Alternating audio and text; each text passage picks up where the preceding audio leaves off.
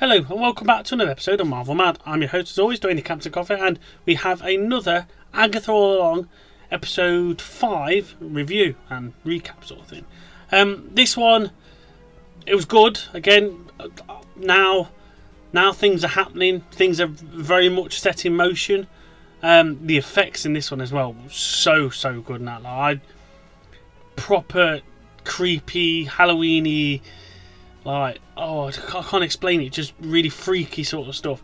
Really well done that. Like, there's the one pet peeve that I've got is the time shortage again. I was like, they started off as like 45 minutes, 48 minutes, and now they've gone all the way back down to half-hour episodes. I can understand why you shorten the episodes to a point, but don't always do it in every single season they have or something. They'll start off really long, like 40, 50 minutes. And then they happen exactly the same with Miss Marvel. Happen exactly the same with Sodding, not Echo, Loki, season 1 and 2. Exactly the same with Secret Invasion. They always just drop the episode lengths. I can understand why they do it, because they obviously can't fit enough in, and they want to spread out the season, more episodes and stuff like that. But come on, surely you've got enough material and stuff to make each episode 45 minutes or something like that, because you'll have at least about 5 minutes of and credit to them all, but you'll have at least nearly 5 minutes worth of like credits for like the production staff and actors and production executives and all that lot. Credit to them all. Just brilliant work by them all, but come on, that's the one bugbear that's really got me this time. Like, all the other episodes I've been alright with, like 40 odd minutes, it's okay, but this one straight down to nearly half hour, well, just over half hour I think. Don't do it to you, come on. But anyway, we'll get on to the episode and I'll explain my thoughts on some things and that sort of thing. So now we find out the Salem 7 are actually on the road with them, because obviously when they brought Rio back, Rio to them for the Earth Witch, they left the door open. So that gave them the opportunity for the Salem 7 to come in, basically hunt Agatha sort of thing. And they managed to catch them up on the road because the clairvoyant sort of sees it, and she's like, oh crap, we gotta go, we gotta run, they're here. And as they're running, they obviously get cornered by them sort of thing. And they do the very stereotypical thing to do, and you knew it was going to happen eventually in the episode. Now, like, we did see it in the trailers and stuff like that sort of thing, but you knew they was going to fly. So they're doing the spell to all have broomsticks and stuff like that sort of thing. That was quite cool, just seeing them all flying and stuff like that. So again, I'm a really sucker for a good broomstick flying witchy sort of thing, which is quite good. But they fly basically through one of the Salem 7. They come chasing them into the next trial, and it's very like sleepover teen, like the Protection Witch said, like kiss, marry, kill, slumber party sort of style sort of thing. And this trial, which I said it was going to come, there's 2 other trials left after this, but this first trial is Agathas. And I knew it. I knew there was going to have another trial, but again, this time this was pretty much for the whole episode, but apart from obviously the bit at the end. But don't make the whole episode a half hour and then just have it this. I can understand now why Nate gets pissed off basically, and I was like, well, what's the point? It just makes no sense now. Apart from the revelation at the end, it does feel like a side quest now. I still enjoyed it, but come on. Yeah, I'm disappointed. This one's a whole episode of it. But anyway, they have to use an Ouija board. Now, I'm not a big fan of Ouija boards. I don't. Again, I'm very superstitious. Don't step on a crack. Salute magpies. All that sort of stuff. But I'm not a big fan of a Ouija board now. But again, it ties to the whole witchy sort of narrative, which I can understand.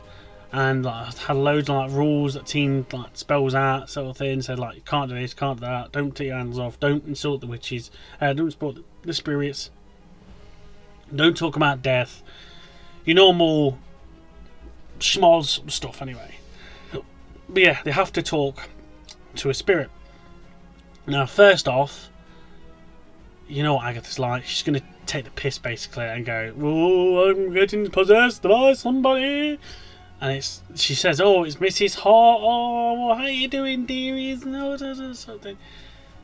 And obviously, it's bad. You can't do that sort of thing because in the rules it says don't take the mick out of the spirits, be respectful and that sort of thing. But then she pretends to get possessed. So, all right, okay, we'll do it properly this time.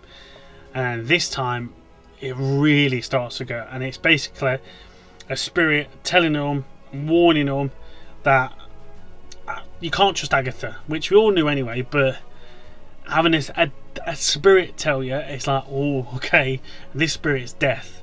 Now, I'll be very interested to see if there's any reference to like Lady Death or anything like that sort of thing, because death is a big thing in the comics. That like Deadpool had a thing for Thanos. I think had a thing for see, she's been around, and I'll be really interested to see if they ever make any more references to them, sort of thing.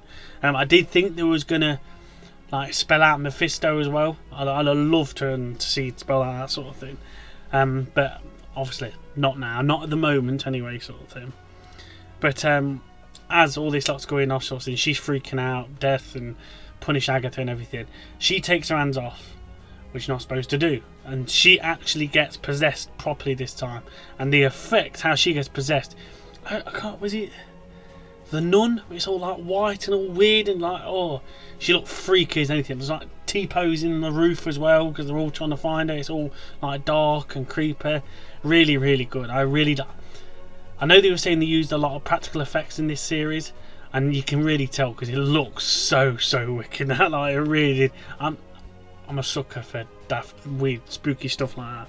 But anyway, we're trying to like stop her and protect others and stuff like that sort of thing. But we find out that she's actually possessed by a mother, and obviously she was a part of the Salem 7, and she was part of the Coven that tried to kill Agatha way back ago. And apparently the Salem 7 is like their offspring that are trying to go after Agatha, which I thought how, well, I think that's how it's like worked out.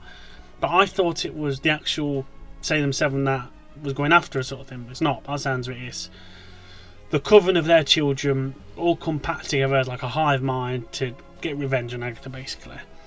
And her mother's like saying, look, you can't trust her. To punish Agatha, you need to all finish the road on your own without her. Leave her here. I'll look after her, sort of thing. And Agatha's like pleading, don't do it. And then she gets possessed again by her mother. Now, the protection witch, let's say, is like protecting the others, but she sort of figures out the one way to banish her mum out of Agatha is to like blast her. So she blasts her, and she gets rid of her mum. Her mum's gone. But she loses control and basically starts absorbing her powers. Now, you know what's going to happen. When I seen this, I was like, oh no, she's got what she wanted. You effed up, you messed up big time now. And she starts absorbing her powers. But Teen notices the Ouija board still going nuts on the floor now. And it's like, what's it spelling out? So you can see what it's spelling out, and it's a sun.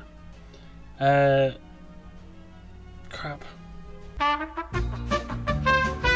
Sorry about that. It was Nicholas Scratch, her son.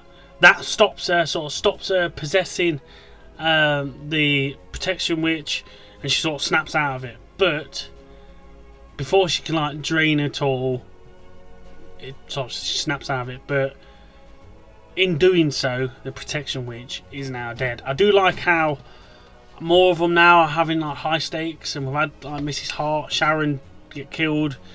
Now we've got the protection witch getting killed. I like the high stakes. I like how others are dropping off like flies, sort of thing. But obviously the others are pissed. The Earth Witch Rio, she does defend Agatha quite a bit during this episode, and you can tell that they've definitely got a relationship there, sort of thing. And it's very noticeable that when they're all like freaking out and pissing out, like Agatha sods off, goes straight up the top, and that lot.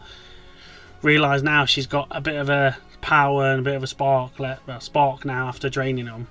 But the team follows her out, has a massive go, sort of thing, and was like, "You could have stopped it, and you could have stopped draining her, and all this lot."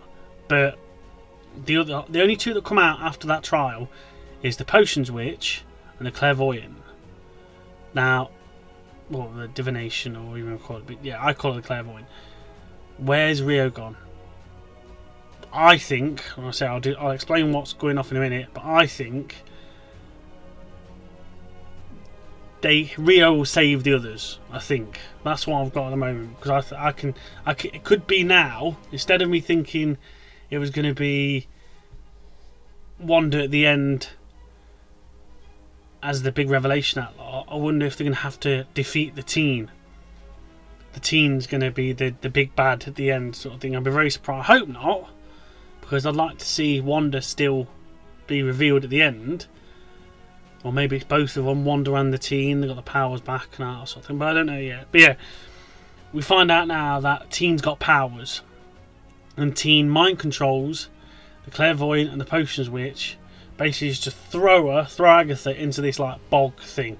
Swamp, whatever you want to call it, quicksandy sort of stuff, and she gets like sucked underneath.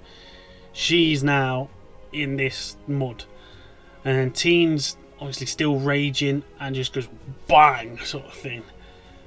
Sends the other two flying, and the last shot you see, which I think is really cool, a really nice sort of thing, is that you should see me in a crown. No, one by one.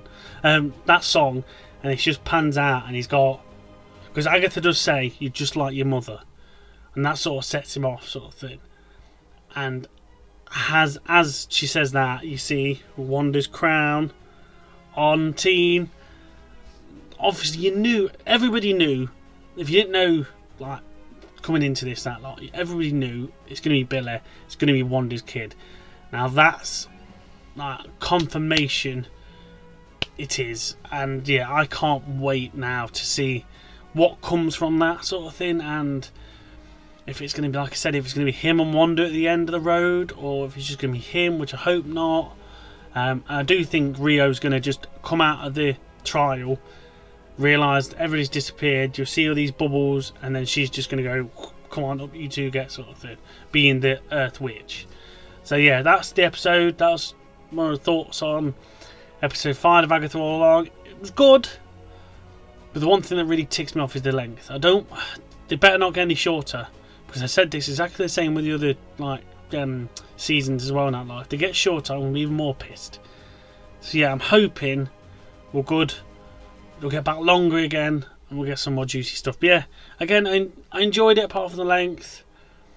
I can understand why people are just saying it's just gonna all be the trials, and I can still see 2 more trials left, Earth Witch and Potions. Not Potions, sorry, Clairvoyant. I can still see them two having a trial, but we'll see what happens, sort of thing. But anyway, thank you very much for joining us on another episode of Marvel Mad. Like, share, subscribe, and all that jazz. Join the Discord down below for Project Assemble, where we can see when the next episode's coming out, and always have a chat on there as well. If you have any questions, let us know. And yeah, I'll see you all next time on another episode of Marvel Mad. Any gaming, live streams, and of course, more Agatha All Along reviews. So, thank you very much, guys, and goodbye.